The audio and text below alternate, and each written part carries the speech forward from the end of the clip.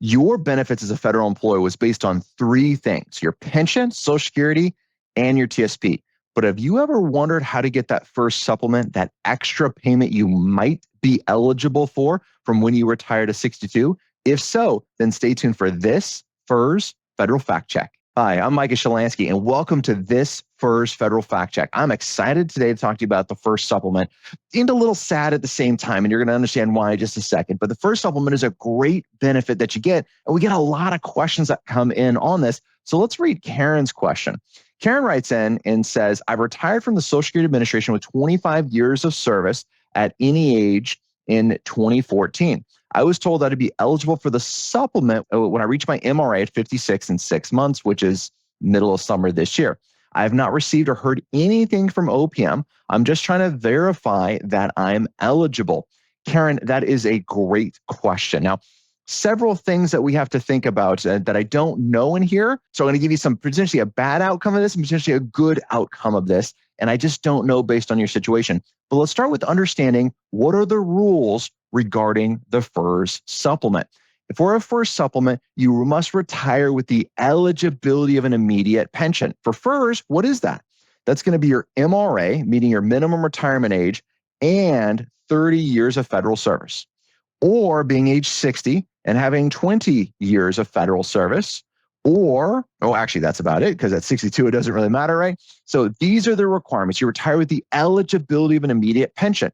But you mentioned some interesting terminology in there that you retired with 25, you had any age, and 25 years of federal service. If you went out under a RIF, a reduction in force, right? An early out opportunity that said, hey, if you had 25 years and regardless of your age, or you were age 50 and had 20 years of service for an early out, this is now a little different. Under an early out scenario, if you separated at that time, you would be eligible for the FERS supplement once you reach your MRA. Karen, based on your comments, it kind of feels like that's how you went out. But let's be clear on what an early out is. This wasn't a, hey, I'm going to leave the federal government, therefore it's an early out, right? This has to be something offered by your agency that you took advantage of at that time in order to avoid what's called a deferred retirement. We got a lot of different videos on deferred retirement. But if this was an early out, this was the, hey, they're doing a reduction in force, they're giving you this opportunity, you met the criteria, then yes, you could separate at that any age. You could then wait, as that was 2014.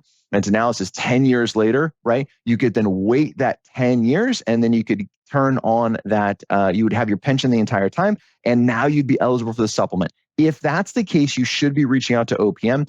I would expect to receive it the month you reached your MRA, the month following you reached your MRAs. I expect that to show up in the check. If that didn't happen, you do have to reach out. There's only been a couple times I've had to reach out to OPM regarding the FERS supplement, but this was one of them. Had a client go out on an early out 4 months before he was eligible to go out on his full retirement. He went out as an early out. Well, that 4 months had passed. His pension was still an interim at that time. It was finally adjudicated and finalized, but he didn't get a supplement. We had to go back and get him a supplement turned on. So Karen, you do want to follow up right away. Now, if unfortunately the situation, let's kind of rewind the clock and say you were 46 years old at the time, and you had 25 years, that's 55, my apology. You had 25 years of federal service and you stopped working, this is not an immediate retirement. This is now under a deferred retirement.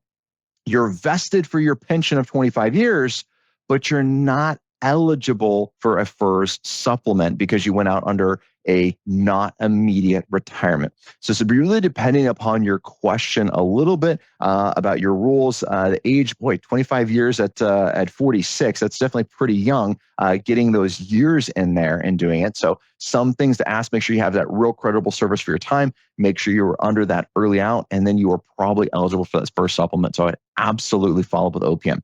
If you have questions like this, then go ahead and leave us a comment. Smash that like button.